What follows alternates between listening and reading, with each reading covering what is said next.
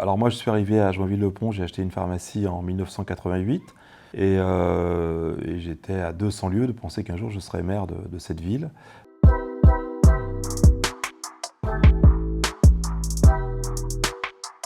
Je suis maire de Joinville-le-Pont depuis 2008.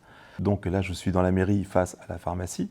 Le pharmacien a un rôle social extrêmement important, puis la population, nos patients ont une grande confiance parce que nos équipes sont de plus en plus formées. Donc ce qui fait que finalement, pour devenir maire, être pharmacien, c'est la voie assez royale quand même, hein. Voilà.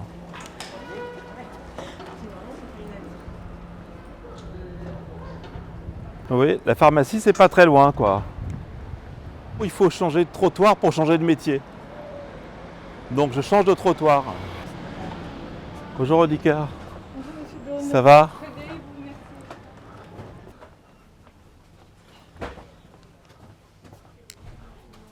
Bonjour. Alors là, on va passer par la réserve. Bonjour Slimane. Ça va? Je pourrais avoir un masque ou pas? Ouais. Vous avez trouvé le pot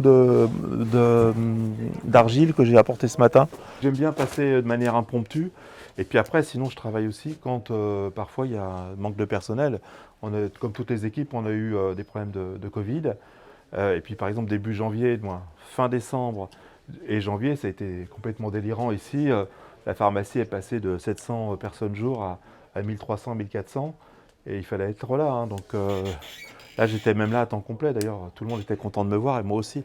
Ce sont deux grands bateaux. Il y a le bateau professionnel et puis le bateau municipal.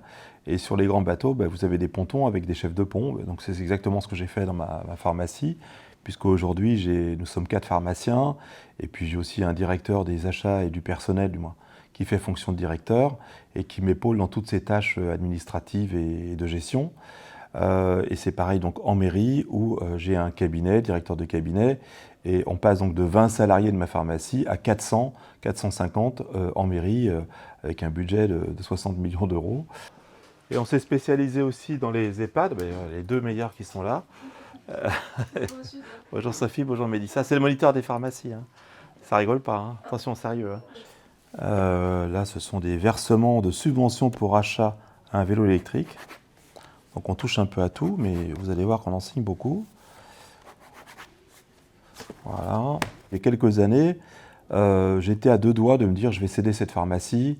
J'ai aujourd'hui 61 ans et je m'étais dit je vais continuer la mairie en politique et céder la pharmacie.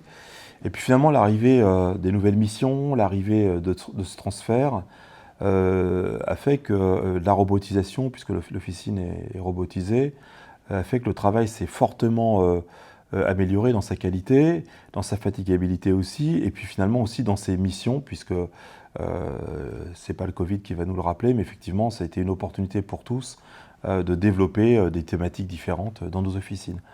Bon, donc la pharmacie est robotisée, donc les médicaments montent par ascenseur et sont délivrés aux caisses qui sont devant, et ça c'est la grande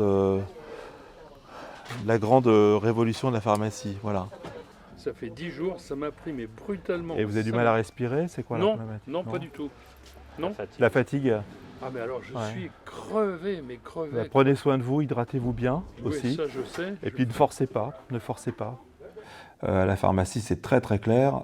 Même moi, quand je suis au comptoir, les habitants sont habitués et ne me dérangent absolument plus. Voire au pire, je prends leurs coordonnées et ils sont contactés dans la foulée par le cabinet du maire. Donc aujourd'hui, il y a vraiment une séparation des deux. Et ce qui devient enfin agréable, mais je ne cache pas qu'il y a eu 10 années difficiles juste avant. Parce que je suis vraiment au-dessus de la pharmacie qui est en face dans la rue, et je vois vraiment les personnes qui entrent et qui sortent. Et au départ, j'étais dans le mauvais sens, c'est-à-dire dans le sens de ma pharmacie, et très vite, ça perturbait mes réunions, et très vite, j'ai pris la décision d'inverser pour me concentrer complètement sur la tâche de maire, ce qui est normal d'ailleurs, parce que sinon, il y a toujours le côté professionnel qui vous rattrape. Voilà.